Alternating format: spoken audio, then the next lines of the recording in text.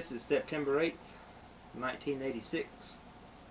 My name is Joe Todd. This is an interview with Mr. Jefferson G. Maner in Oklahoma City. Mr. Maner, where were you born? Locust Grove, Oklahoma, 1918. What month and day? January the 11th. 1918. Mm-hmm. Who was your father? James Maner. And your mother? Lita Taylor Maner. Mm-hmm. Where were your parents from? My father was born in Missouri and my mother was born in Little Rock, Arkansas. When did they come to Oklahoma?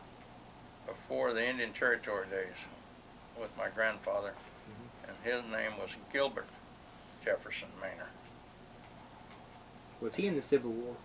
He was in the Civil War, and he enlisted in the Missouri militia in Springfield, Missouri. Did he ever talk about... I never knew him. You never knew him? No, I never met my grandfather. Okay. He passed away before I was born. Yeah. You mentioned that he was in the Battle of Pea Ridge? Yes, he fought there. Okay. I know a little bit about him there, and I have some records of his service during the Civil War. What type of unit was he in? Cavalry. Cavalry. Have you heard stories about what he did?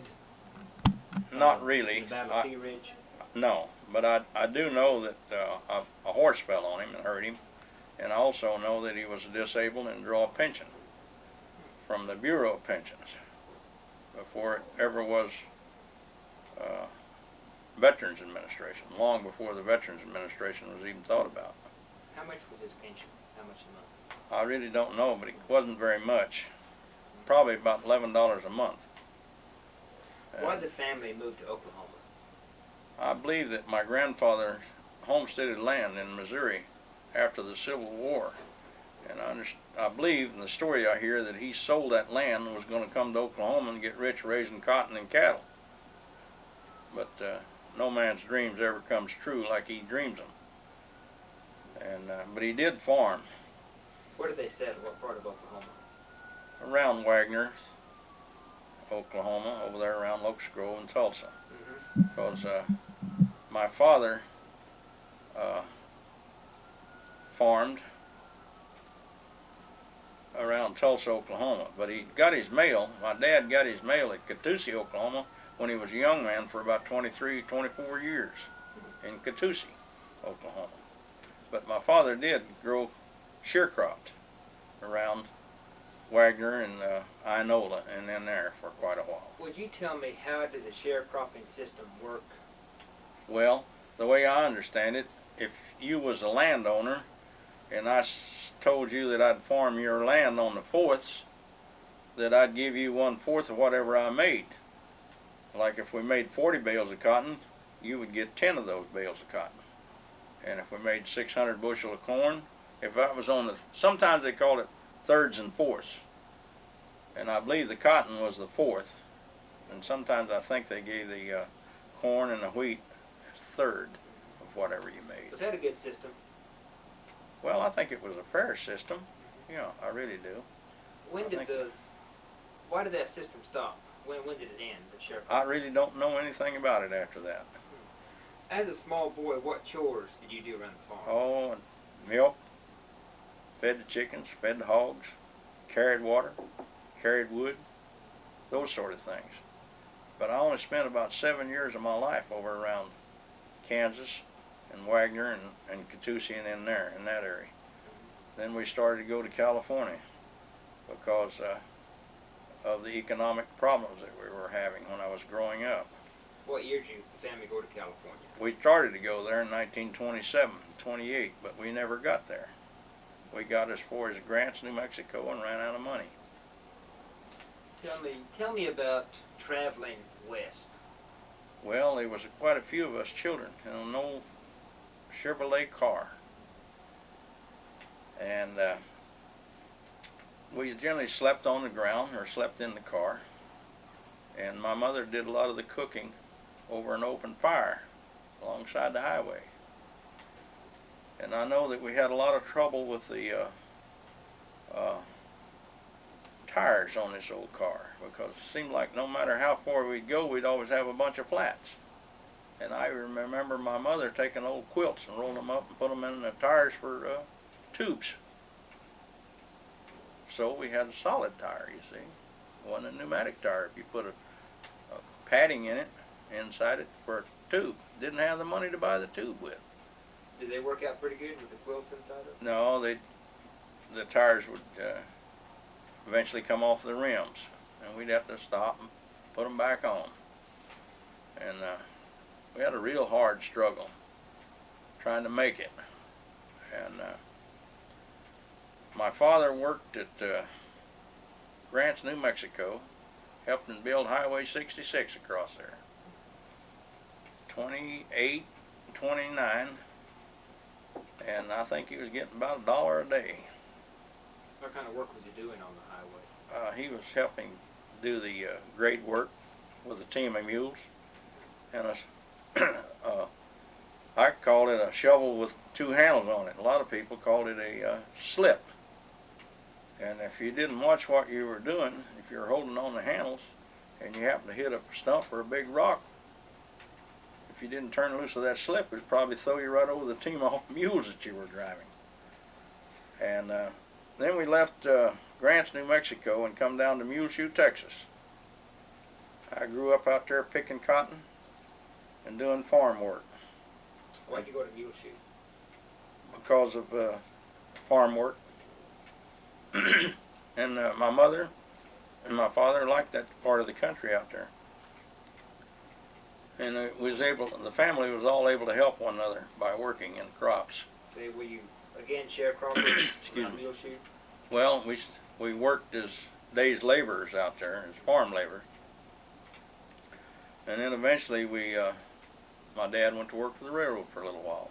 Do you remember who he worked for around Muleshoe? Yes, we worked for a family when we first went there by the name of Bill Brooks. And they still have one daughter left. And her name was Juanita. But I don't know her last name now since she's married. But then they left there and went down around Dallas, Texas somewhere.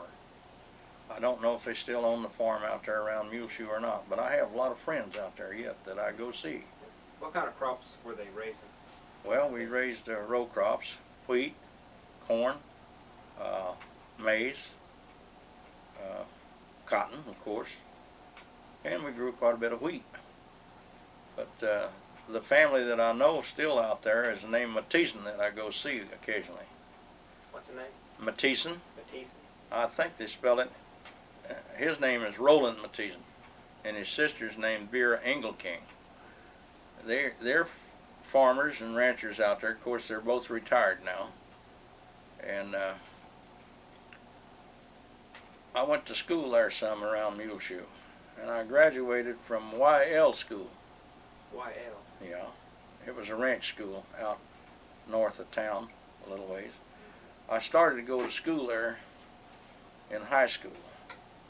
But during and before this time, I enlisted in the CC camp. I was an enrollee, they call them. Before we go into that, let me back up just a little bit. And can you tell me what exactly the family packed to take west with them? Oh, yeah. What'd you pack? Well, we took all of our clothing and all of our utensils. And we even we bought food along, of course, from the stores. But the essentials like was rice and meal and flour and sugar and, you know, that sort of thing. We carried a lot of that right in the car with us. But meat was kind of hard to come by because, like I said, we didn't have very much money. And there was a large family of us. I don't know how many brothers and sisters I had at the time we left. Actually, we left little Kansas going to California, trying to go to California. How many? About 5 or 6 brothers and sisters. How'd you all ride the car? Was it a car or pickup that you had? We built it like a station wagon. That's the way it was built. But it was kind of built like you would build a buggy. You know, like a surrey with a fringe on top. I remember that. Wooden bed. And we all sat back there in the back of that, and my mother and dad sat up in the front. I believe it was an old 1920 About a 1924 Chevrolet. Pickup? Well, it wasn't a pickup. Yeah. It had a bed built on it like a pickup, but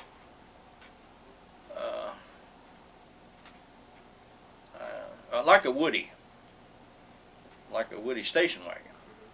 It was a little bit in that situation, but it was homemade. But we generally slept along the highway. Just pull off the side of the road and camp out. Really roughed it. How long did it take you to get to Grants, New Mexico? Let's see. I think we left about June 27. Probably 4 months. 3 or 4 months. Seemed like it was getting kind of cool. Seemed like we spent one winter out there in New Mexico. Did you all head for California before the big migration of all the? Oh yeah, we were ahead of the. What did we call those people? After 29, Grapes of Wrath. Yeah. We left before the Grapes of Wrath. Yeah. But we were that sort of people. Yeah. Would you consider yourself an Okie? Well, of course, I'm proud to be an Okie. I was born here. It's a great state. Of course, in California, sometimes that carries a different connotation. The word Okie. That's true. I understand that. It's kind of like a wetback. Right. What was the reaction of the people of Grants to you all? They were very helpful. They were good to us. The people in New Mexico was a great bunch of people, and we had no problems out there with them. We lived in a little old motel out there while my father worked on the road there, building Highway 66. I don't know what we were paying, maybe $3 or $4 a week, maybe for this little old room or two. I think we had 2 rooms, but it was still a struggle for us. But life's always a struggle. Even today, it's a struggle. I see it in our society all over the United States today. And when did your father first hear about mule shoe? Mule shoe? Yeah. I don't think he even really heard about it until we just drove in there, because we knew that there was shallow water there and the crops were good. The cotton was beautiful. So why'd you head down to Texas then? Did you just hear about the crops down there? Or? I really don't know just exactly why my people came through there to do that.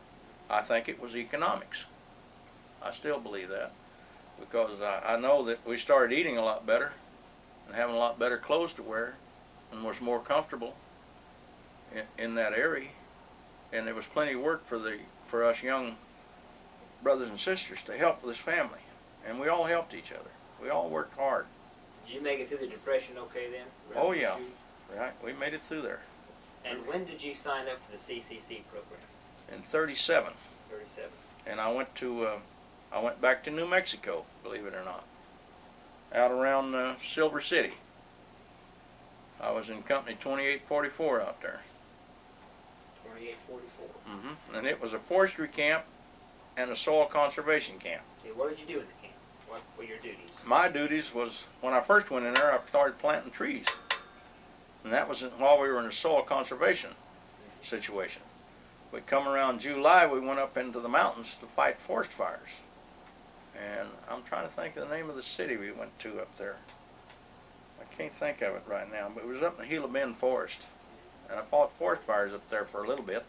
But then I got into the camp night watchman. And I started the generator for the electricity for the camp, and I worked at night. I cooked up in the morning, cooked the breakfasts. But at night, after 10 o'clock, when I turned out the lights, I made sandwiches for the lunch program that went out into the field. And I made about 125 or 150 lunches a night while I was in the CC camp out there. But I only spent 6 months there. Then I come back, and my dad was sharecropping in mule shoe. Why did you just spend 6 months? Because that's the time of enlistment for enrollee, was for 6 months. Would you tell me how the CCC program was organized? Well, I believe it was organized by the Congress and the Senate of the United States and President Roosevelt for the people that was during this depression, and it helped a lot of young people. Who was head of your camp? I had a captain, And while I was in New Mexico, we had a change of command, and I got an ensign, and I didn't know what he was. I come to find out he was a sailor. I looked it up in the dictionary. So the leaders of the camp were all military. Right. They were reserve officers, generally all of them were. Okay. Would you tell me about the chain of command in the camp? You know, Well, from the leader on down to you. The commanding officer, and the second in command. We didn't have what we call an executive, I don't believe, but we had generally had a second in command, but I don't know what they called him. But we also had a sergeant, and we called them leaders. But he had 3 stripes on him like a buck sergeant, and he got $45 a month at the time that I knew it was going on. What was your salary? Mine was $30 a month, and I sent $22 a month home to my family, because that's what the CCs were for. And you couldn't enlist or couldn't enroll in the CCs unless your father or mother had a low income somewhere. And I think we need them today in our society. I really do. From the leader, who was next? The leader come down to assistant leader, then the enrollee. Okay. Assistant leader got $36 a month. But after the CCs in New Mexico, I enrolled again in the CCs and went to Littlefield, Texas. And there I spent 3 years, approximately, at Littlefield. And at this time I did work myself up to assistant leader, and I was an orderly for the medical staff. And we had a contract surgeon by the name of Dr. Shotwell from Littlefield, Texas. And Dr. Shotwell did a lot for the community at Littlefield. He organized a medical society there, more or less, in Littlefield. He also had a brother-in-law by the name of Dr. Payne that did a little bit of work around CC camp in Littlefield, or around Littlefield, I mean. Then he came over to Lubbock, Texas, and he passed away in Lubbock. But he did a lot for his fellow man around Lubbock in the medical field. What would you give me a physical description of the camp? What did the camp look like? We had about 4 barracks, a mess hall. How big were the barracks? Oh, I'd say they were 20 feet wide by maybe 60 feet long. And we had so many men in each one of those, and the company amount, I think, was around 220 men. 200 or 220 men was a company of CC people. And we wore Army issue clothes, the old olive drab clothes. A lot of them was worn in World War I. We even had food that we used from World War I. It was in cans, because I remember opening some of them up to make lunches with it, like corned beef. And we fed quite a bit of corned beef hash for breakfast in the morning. And our meals were good. Our food was real good. I think some of the best food I ever had was while I was in a CC camp. The Navy has real good chow. I've had a lot of good food in the U.S. Navy, but I had a lot of wonderful food in the CC camp. How many men were in your barracks? I believe about 40 men, 40. Maybe more. Was it just like an Army barracks? Yes, Did we you- had Army cots, Army cots? Army blankets, Okay. Where'd you keep your clothes? and foot lockers at the foot of the bunk. You have wall lockers or anything? No wall lockers that I remember. What about shower facilities and bathing facilities? We had good latrines and good showers. Okay. We had a good kitchen. We had a good company headquarters. We had a headquarters group of men that stayed in camp and took care of the camp's daily problems to help with the administration work. Okay. What time was reveille? I believe it was 6 o'clock in the morning. And I believe we had to have breakfast and be out the workstation by 7:30. And you worked all day and when did you quit? We generally quit about 3 o'clock out in the field. Got in trucks, come into camp. When I was out in Texas, in Littlefield, we were building stock dams mostly. And we generally left the work site about 3 o'clock. And we got into camp at 3:30 or 3:45. And naturally, the first thing we all did was hit the showers, and then we had to retreat about 4:30. And I believe chow was around 5 o'clock in the evening. And then you were free, more or less, to go to city or go to a movie off the station, or off the camp. and I believe most of us were back by about 10 o'clock. What was the reaction of the local people to the CCC boys? Some places didn't like us. Other places accepted us like they do any congregation of single men, even today, in some of our military organizations. After the CCC program, what'd you do? That's when I enlisted in the Navy. What year? 1940. Remember the date that you enlisted? November the 9th, Dallas, Texas. Why'd you join the Navy? Because this Dr. Shotwell that I knew in the CC camps where I was working as his orderly suggested that this would be a wonderful place for me to go. And I took his advice, and I'm glad I took his advice because I consider him one of the best friends I ever had. Where'd you take your boot camp? San Diego, California. Tell me about it. Well, I went there on November the 13th, 1940. I arrived at the naval station in San Diego, California, and the very first morning I had for breakfast was cornbread, beans, and bacon. And I thought, oh my God, what have you got yourself into here now? But after a while, I learned to enjoy the beans, the cornbread, and I still love it to this day. Sometimes I have beans on waffles for breakfast to this very day, and I really do, Cap. And I still enjoy them. And recruit training was pretty trying for most of us guys, but there were a lot of CC men that had prior military training because the CCs was organized more or less with a military concept, although in the CC camp we didn't do any marching and drilling. But we did wear their uniforms, and we did fall in ranks and was inspected and was checked for clothing and shoes being shined and the bunks being made correctly. So we all got along real good that had military training in the CC camp in the Navy training station where I was at. Now we pushed through the Navy station pretty fast because I was in there in November the 13th and I was graduated in December.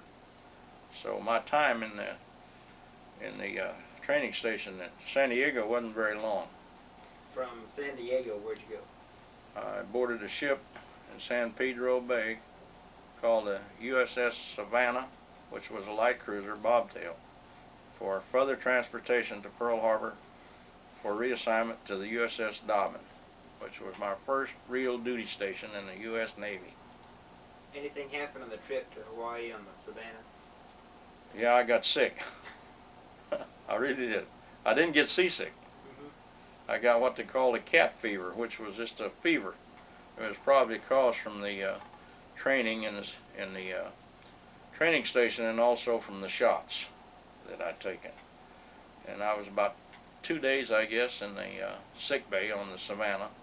Then we had target practice out of Hawaii before I arrived there in January 1941. And from January 1941, as soon as I went aboard the ship Dobbin, I asked to go in the engineering department. So I was transferred to the engineering department 2 or 3 days later after I arrived there, and I worked in the ice machine area. And we had a carbon dioxide ice machines, and we had a secondary ice machine situation where we chilled the brine and pumped it through the boxes that chilled our food and kept our food frozen. And the ship was in the Navy Yard, so we were doing overhaul work. And I thought I'd got into a real cool place, but I really didn't. It was about 100 degrees or better in this compartment where I was working. So we worked about 6 to 8 hours a day there and stood watches. And of course this is where I first learned a lot about fire watches, and this is where you stood watch where the welders were working to prevent fire or anything like that happening. Of course we never did have any catastrophes while we were in the Navy Yard that I knew of. No unusual things. When did you arrive at Pearl Harbor? In January 1941. And what were your You said that you worked in the ice compartment? Ice machine Ice machine compartment, which was those refrigeration systems that kept our food cold, and chill boxes for eggs and butter, this sort of thing. Now the ship had 1,000 men, but not all of them were ship's company. I think maybe 500 men for ship's company and 500 for repair company. Okay, now what type of ship was the Dolphin? It was a destroyer tender who took care of small destroyers. Kind of like it was a mothership to destroyers. And we issued them water and electricity and fire water for, when they come in, and secured their engineering department. So we had to furnish them all of the facilities for habitation, for living. How large is the Dolphin? How many? It was 10,000 ton 10,000 destroyer tender, and like I said, we had about 1,000 men. Mm-hmm. I'd say at least 500 of them was ship's company and 500 were repair company. And what type of maneuvers did you go on from Pearl Harbor? We didn't. The destroyer tender is not much of a maneuvering ship. We did have surface guns, and we had a few anti-aircraft batteries on it. So we'd go out and fire at towed targets for anti-aircraft. Then we would fire at a towed target for surface action. We had 5-inch battery, and they were old powder bag batteries, real old type for main battery. How old was the Dolphin? She went in commission in 1924. 24. Okay, next, I guess the obvious question is December 7th. Yeah, I was reading the paper that morning on December the 7th. Where were you? I was near the, I was on the fantail on the main deck near the steering engine compartment. And I was reading the funnies. And I looked over towards Ford Island. And I saw hangars and planes and flame and blowing up over there. So I knew that there was something wrong. Of course, I thought the Navy pilots had gone nuts. I really didn't know, except a few minutes later when I seen the dive bombers that pulled up from dropping their bombs on Ford Island, that I saw the Japanese insignia on the wings of the plane, meatballs, round red meatballs on their planes.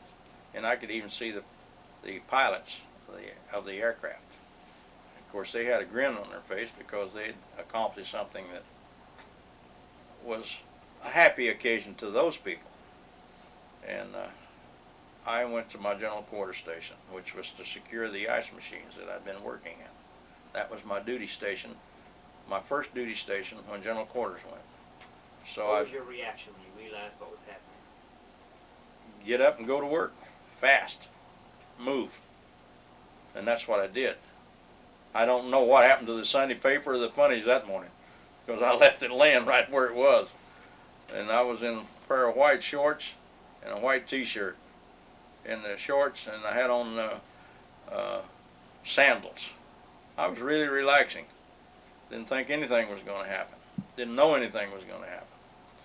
But you could hear the noise, and then, like I said, I seen those explosions, those flames, and those planes over there. And I knew we were at war. But I really thought we were with, I thought the Germans had really hit it first. But as soon as I seen the insignia, because we'd been studying the Japanese aircraft and their ships, salutes of ships. After you secured the ice machines, what'd you do? I started carrying ammunition. From where to where? From the lower deck up on the 01 deck to the machine guns. Okay, how far up? How many decks? Oh, about two decks. See, I was one deck below, and then I went up to the main deck, and then from the main deck I went up on the 01 deck. And what's the 01 deck? That's one above the main deck. Okay. First deck above the main deck on the ship, and the main deck on the ship runs all the way from the stem to the stern. See, but there might be some half decks and poop decks and different decks going up. But I went to the 01 deck, and I was carrying 50 and 30 caliber machine gun bullets that morning, and I was also threading them, putting them in the belt. Kind of reminded me of shelling corn with a hand sheller. Well, that's the way we were loading these 30 caliber machine guns. And we had Thompsons. That's the one with the disc.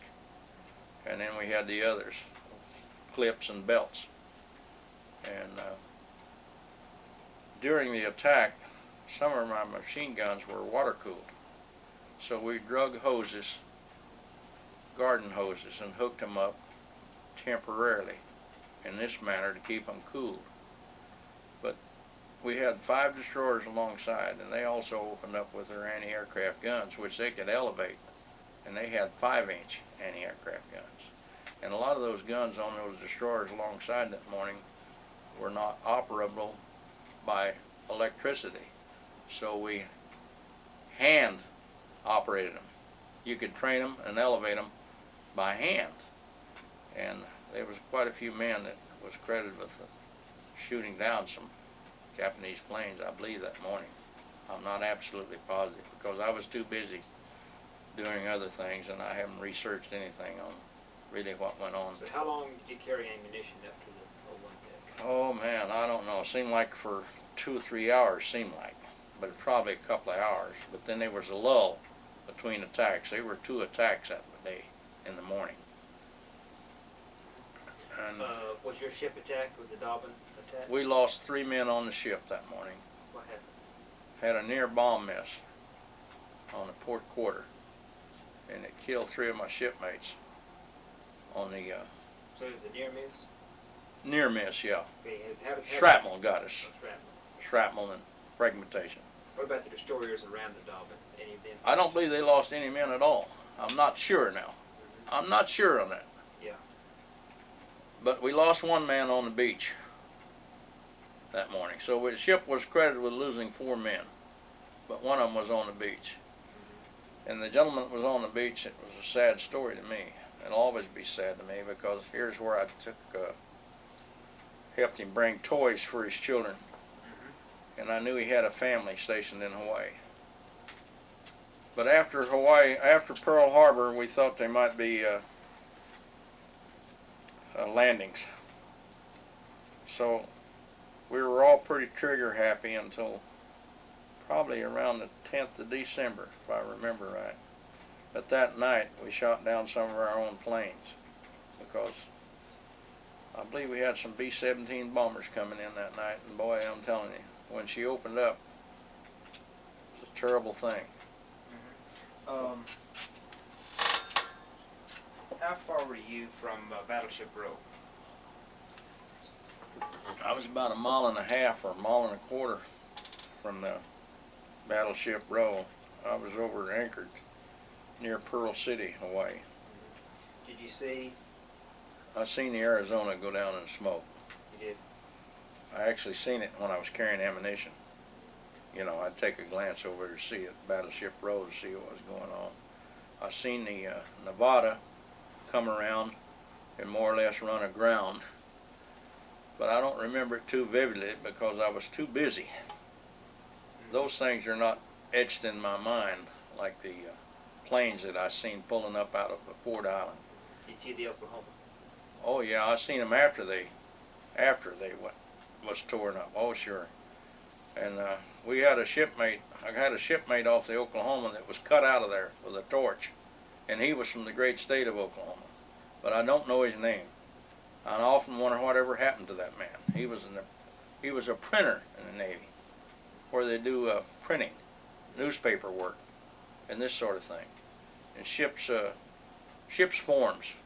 But he was a first-class petty officer, and I forgot his name. But I often wonder whatever happened to that man. Any way you could find out his name? I would. There may be ways. I'm sure they are, because every ship, when a man reports aboard, takes his name and his rate and his serial number and all of this sort of thing. But he was from the great state of Oklahoma, and he might have put the good ship Oklahoma in commission. I often wonder what happened to this particular man, because things like this stick in your mind.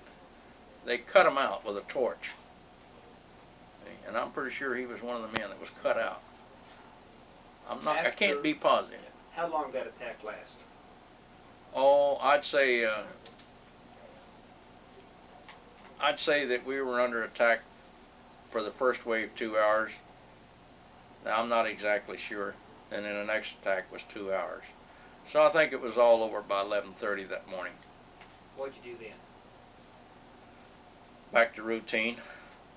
I think we kept the main engines ready to go from the time the attack started till we got them ready to go, which took about an hour or an hour and a half that morning. We might have been ready within an hour and a half to get underway. But I think we stayed at the ready position all night that night. I think sometime in the afternoon of the 8th of December, we secured our main engines from preparing to get underway. Now, what destroyers moved away from us that morning, I couldn't say. But I'm sure some of the destroyers moved away from us. Did you help in any of the cleanup at Pearl Harbor? No, I didn't help.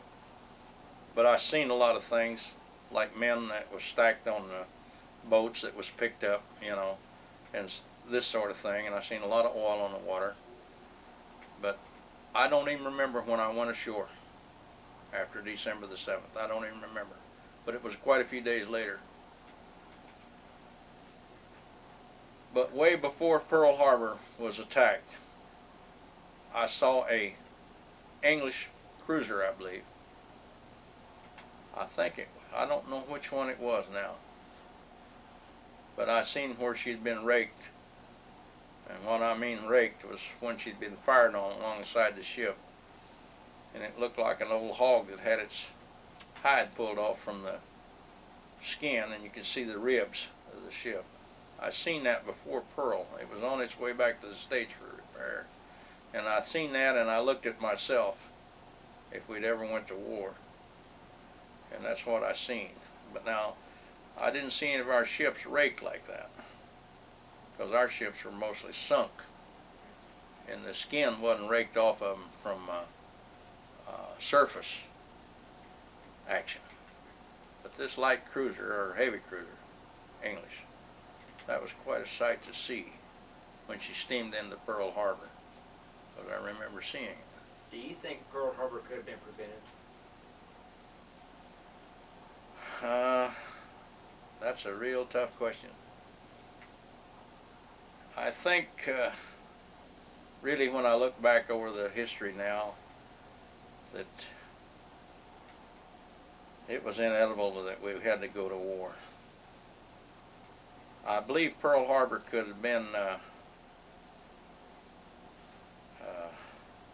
better prepared for the situation that came about had the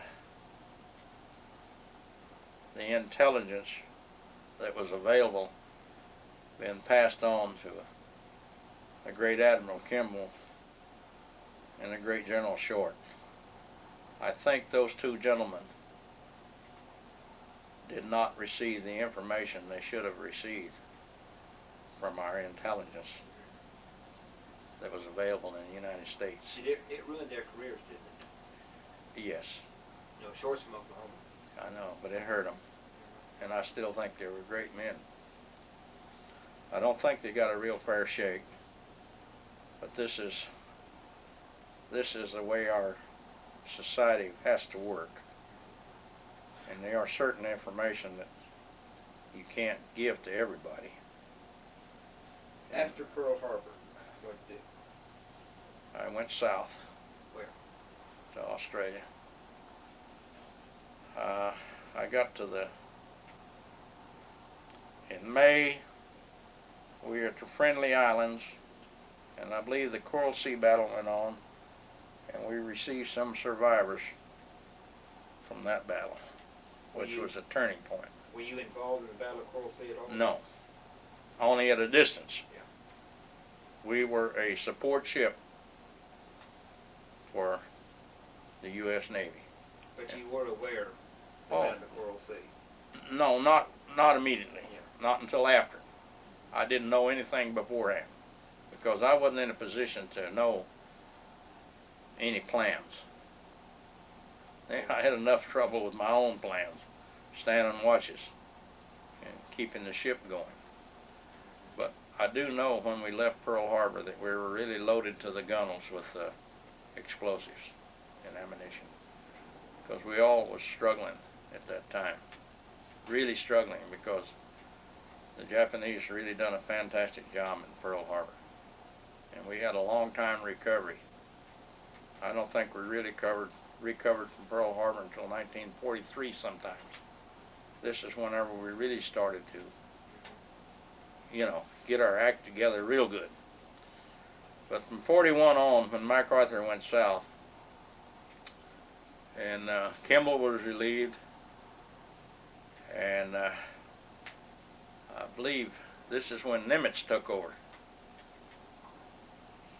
and he's a Texas man.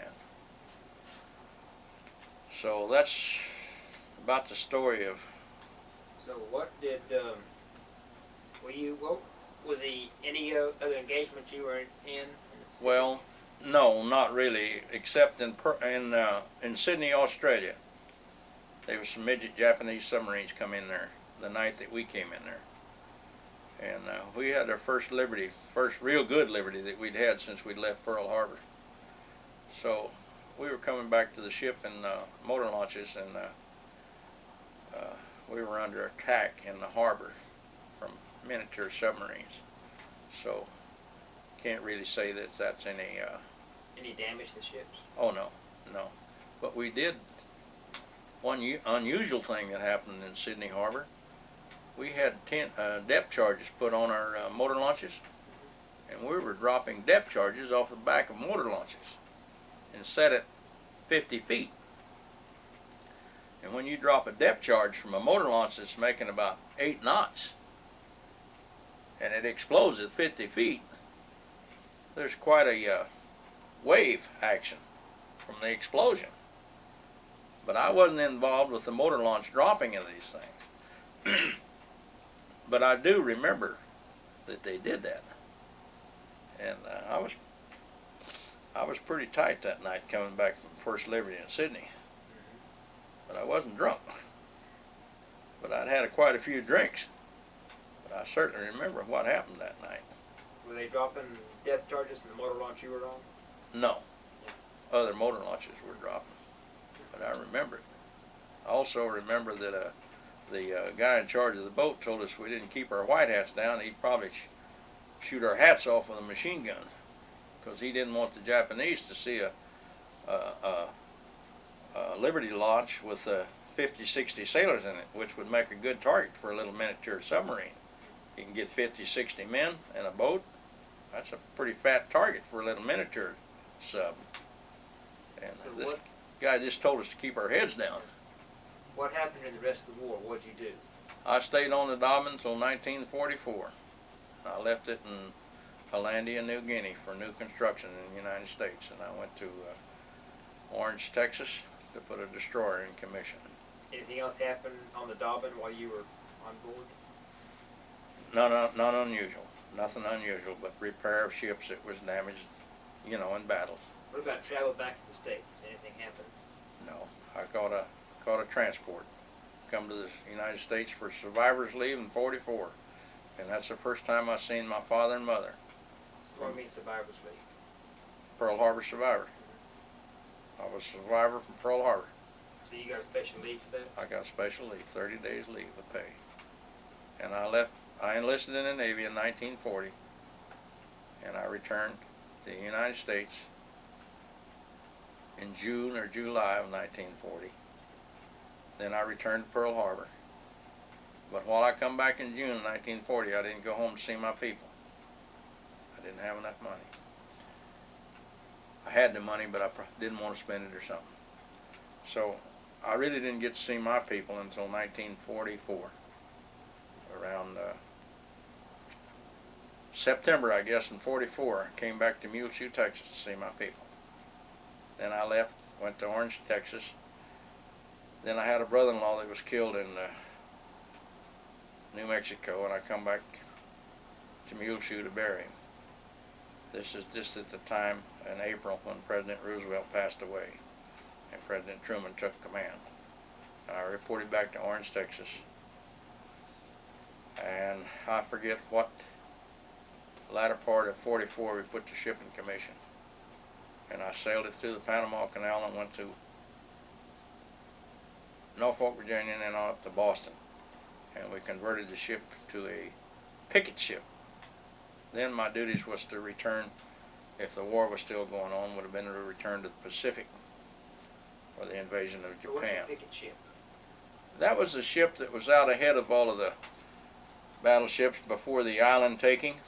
You put a picket out front, and we were picking off, well, around Okinawa and those places. The kamikazes was really sinking our destroyers. They were playing havoc with our Navy, and we would run out there and relieve some of our other destroyers out there. But I was in Boston when the war was over with Japan, and every day I was reading the paper because I knew what was happening to our destroyers that was on the line. There's pickets out there because they were being sunk, and I didn't want to go out there and get sunk. Were you ready for the invasion of Japan? I think that we were all ready for it, and we all knew at that time through history that it was going to be a terrible thing if we hadn't have dropped the 2 nuclear bombs that secured Japan. What was your reaction when you heard about the bombs? I was glad because I knew it would save lives, both Japanese lives and American lives.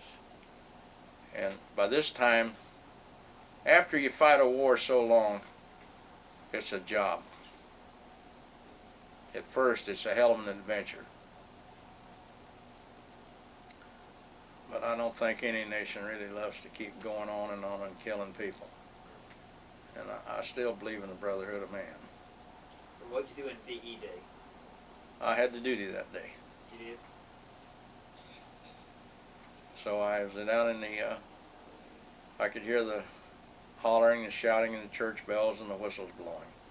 Of course, I wished I'd have been on the beach because all the singing and dancing and all the beautiful girls you could dance with. Everybody was dancing all over and celebrating the victory. But even in victory, it can be sad.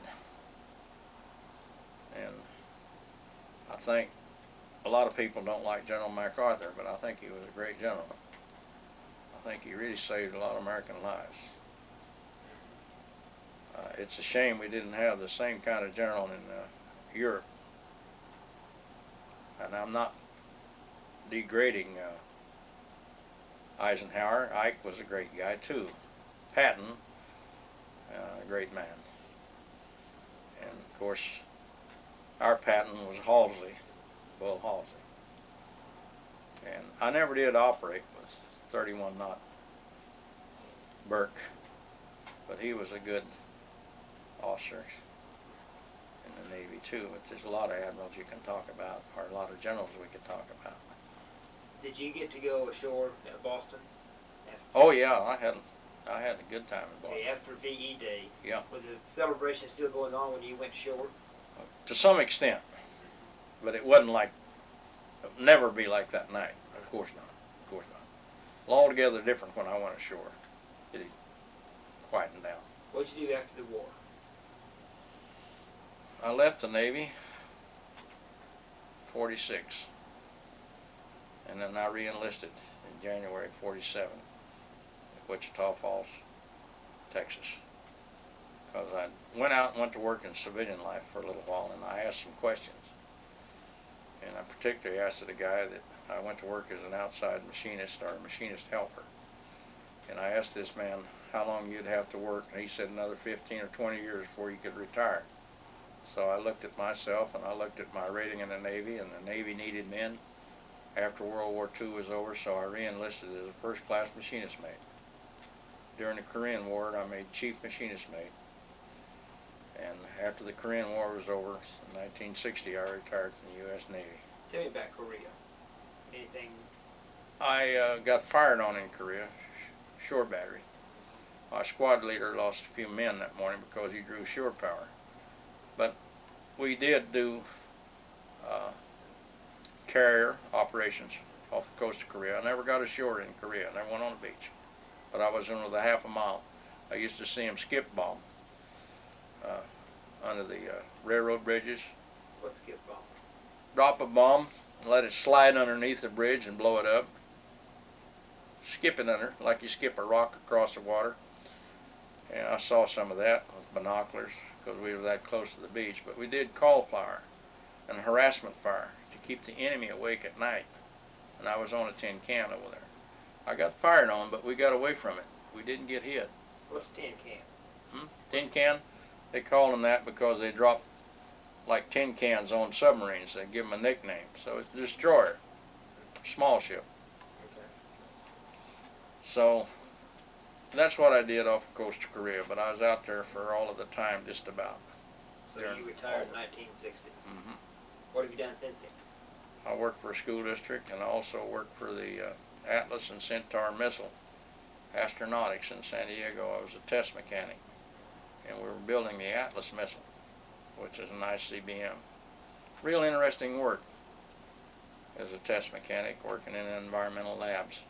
We were doing reliability tests on different kinds of equipment to make the missile reliable. Because when you fire one, you want it to make sure it's going to go and not misfire or not something happen. When did you get married? 1947. And what was your wife's name? What's your wife's name?